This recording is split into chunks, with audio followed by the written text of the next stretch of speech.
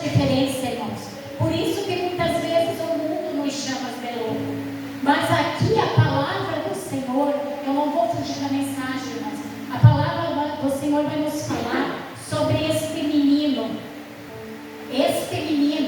que tinha o espírito da excelência, este menino que orava 3 vezes ao dia, este menino, irmãos, que quando os infernos se levantou contra ele, porque aqui a palavra do Senhor, os leitores da Bíblia sabem que a história de Daniel houve, assim, irmãos, houve uma cilada do diabo, como eles não puderam pegar Daniel em algum ato, em alguma atitude dele errada.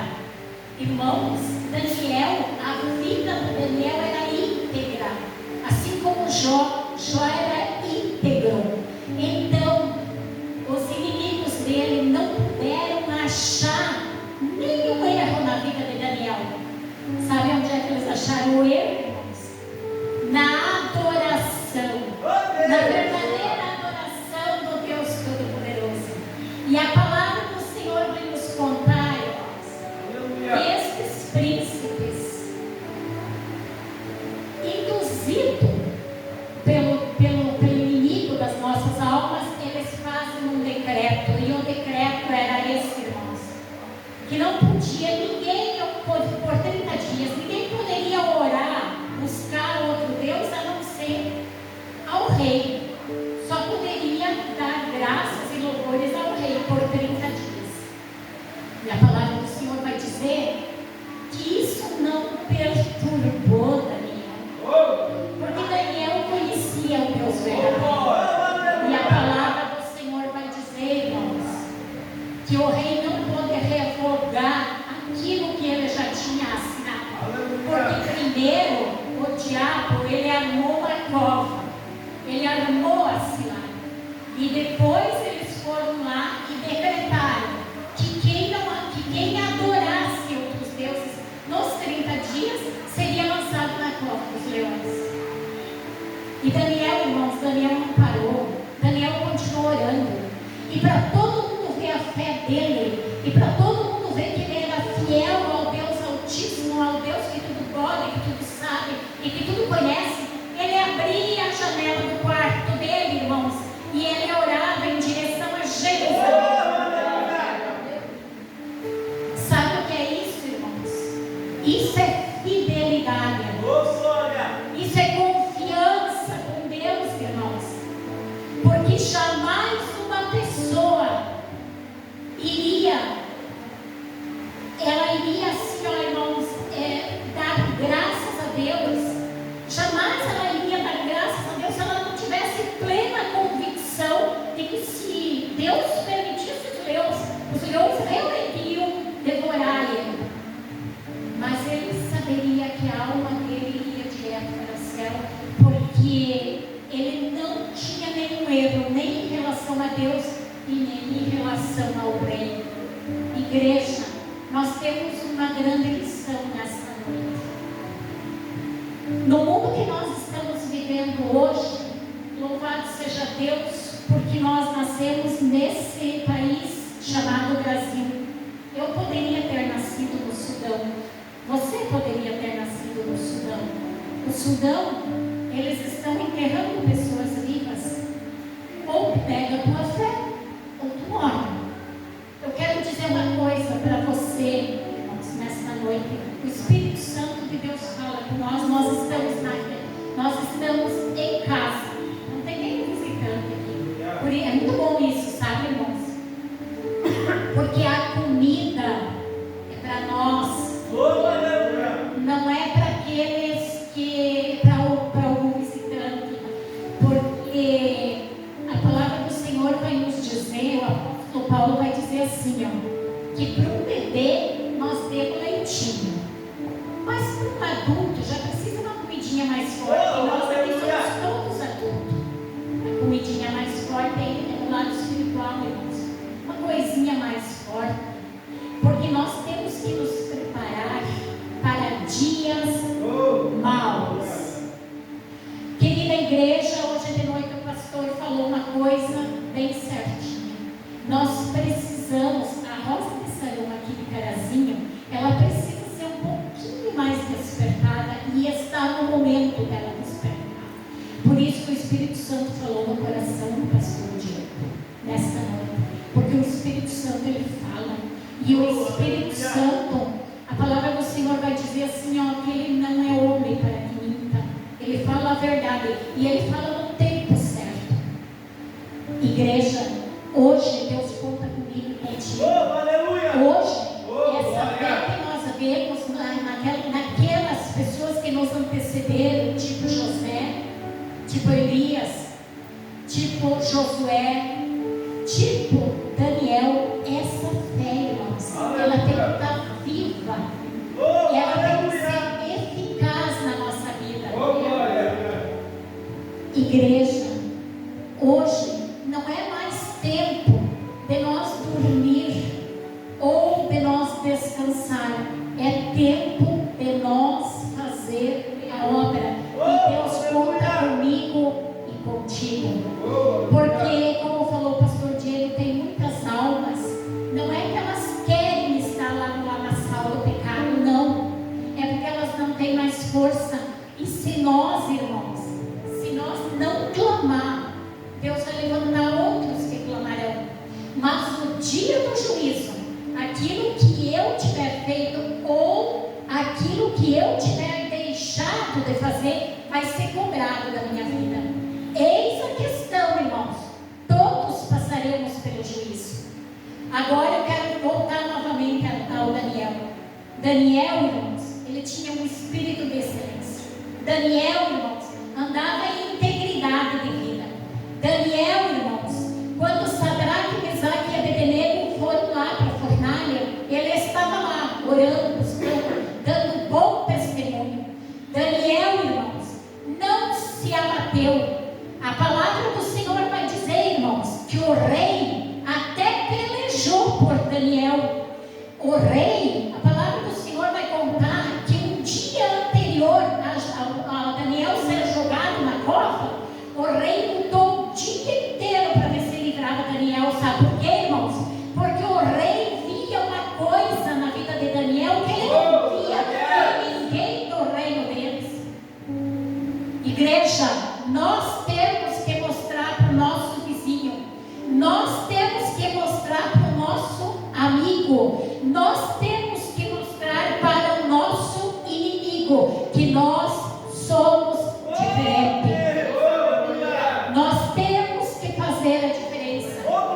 E a palavra do Senhor vai dizer, irmãos, que quando chegou a hora de lançar Daniel na cova, o rei ele vai e diz assim para ele: Daniel, o Deus ao qual tu serve, ele vai te dar livramento. Clame para ele que ele vai te dar livramento. E a palavra do Senhor vai dizer, irmãos, como todos nós sabemos que Deus enviou o seu anjo e fechou a boca dos leões. Mas a palavra do Senhor também vai nos dizer, irmãos, que durante toda aquela noite o rei jejuou e não dormiu. Sabe por quê, irmãos? Daniel dormiu. Daniel dormiu porque a boca dos leões estava fechada e o anjo do Senhor estava com ele na porta. Daniel dormiu, irmãos, porque ele tinha depósito, ele orava 3 vezes por dia. Essa noite o Espírito Santo de Deus vai falar com nós. Sabe, irmãos? Às vezes nós levantamos muito ligeiro da cama, nós temos muita coisa para fazer. E eu vou dizer uma coisa para vocês: a bênção do Senhor não consiste em fazer muita coisa. A bênção do Senhor, nas pequenininhas coisas, o Senhor faz multiplicar. Assim como multiplicou 3 pães e 5 peixes. A bênção do Senhor, irmãos, ela vai nos dizer que ela enriquece sem acrescentar dores. Não adianta tu querer trabalhar de dia e de noite para você conseguir alguma coisa. Isso é bobagem, isso é coisa do mundo, isso é besteira do diabo que ele colocou para que nós não tenha comunhão com Deus. Em primeiro lugar, irmãos, nós temos que obedecer a palavra. Em primeiro lugar, nós temos que viver no princípio princípio num dos princípios que a Bíblia nos fala, que entrega o teu caminho ao Senhor, confia nele e o mais ele fará. O segundo princípio, busque o reino dos céus e a sua justiça. O complemento: primeiro o reino, depois a justiça, e as outras coisas vos serão acrescentadas. Então, irmãos, eu quero te dizer nesta noite, não importa a luta que você esteja passando, o Deus que nós servimos é o Deus da provisão. A minha mente humana, irmãos, ela não consegue entender, nem a minha e nem a tua. Um povo com 650 mil almas, sem falar na genealogia das mulheres e das crianças, rondando no deserto, e eles não morreram de fome. Como é que a minha mente vai entender que a roupa não envelhecia e crescia no corpo das crianças? Como é que a minha mente vai entender que o calçado não ficava velho e crescia com os pés das crianças? A minha mente não entende. A minha mente não entende como é que foi atravessada no Mar Vermelho a pé, chuto, sem fazer barco. Como é que vamos entender, né, pastor Diego? Como é que nós vamos entender, irmãos, que quando se clama, o Senhor te ouve e o Senhor atende? Como é que nós vamos entender, irmãos, que quando nós falamos assim: Senhor, cheguei no limite? Eu tenho essa experiência, irmãos. Eu acredito que cada um de vocês aqui também tem essa experiência. Cheguei no ponto final. Não dá mais, Senhor. E é no não dá mais que o Senhor diz assim: agora eu vou agir. Agora eu vou fazer essa situação financeira mudar. Agora eu vou fazer esse câncer mudar. Agora eu vou fazer você mudar de vida. Essa semana eu dizia para o meu esposo, hoje de noite ele disse: louvado seja Deus, porque nós conhecemos alguém que não tinha jeito, e pela oração essa pessoa teve jeito. Então, irmãos, eu quero te dizer nesta noite, quando você achar que você está na cova dos leões, quando você achar que tudo terminou, quando você achar que não tem mais jeito, saiba que o Deus ao qual tu serve tem jeito. Só que, igreja, foi o que eu disse. Nós temos que obedecer a palavra. Nós temos que andar no caminho. A estrada, irmãos, o caminho é reto. O caminho não é torto. Salmo 91 diz assim, ó: que 1000 vai cair ao teu lado e 10.000 à tua direita. Mas vá lá para o versículo 1. A promessa, irmãos, é para aquele que habita no esconderijo do Altíssimo. Não é para qualquer um. Não se enganem com as coisas. Então, irmãos, a mensagem desta noite, eu quero te dizer uma coisa. Deus, Ele muitas vezes Ele pega nós e coloca nós numa situação bem difícil, para mostrar para nós que nós não somos nada sem Ele, em primeiro lugar. E em segundo lugar, para que o nome dele seja glorificado. Porque no final dessa história, no final desta etapa, aqueles que fizeram o decreto foram lançados na cova dos leões, e a palavra do Senhor vai dizer, irmãos, é esse o meu sentimento. E é isso aqui, irmãos, que tu tem que ter em mente. Sabe o que a palavra do Senhor vai dizer? A palavra do Senhor vai dizer que quando aqueles homens maus usados pelo Espírito Santo, foram lançados na cova dos leões. Não foram só eles, foram a casa deles, foram os filhinhos deles. Então, irmãos, eu quero te dizer nesta hora, nesta noite, quando você pensar em fazer qualquer coisa errada, digamos, ou então parar no caminho, pense na tua casa, pense no teu filho, pense naqueles que estão ao redor de ti, porque todos eles serão prejudicados. Então não vale a pena, irmãos, nós largar do arado, não vale a pena, irmãos, nós não ombrear esta obra, não vale a pena, irmãos, nós temos que ser Arão e Hur para Moisés.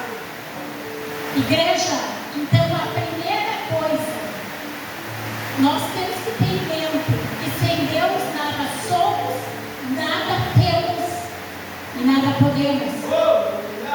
E a segunda coisa, irmãos, quando Deus te mandar lá para a fornalha, quando Deus te mandar lá para a cova dos leões, tu pode ter certeza de uma coisa: é para que o nome do Senhor seja glorificado. Após o decreto, irmãos, após Dario chegar lá na cova dos leões e dizer Daniel, e Daniel dizer: ó, meu rei vive para sempre, o que aconteceu? Dario faz outro decreto, manda matar os caras, a família deles, as crianças, a genealogia deles, a geração daqueles homens maus. E depois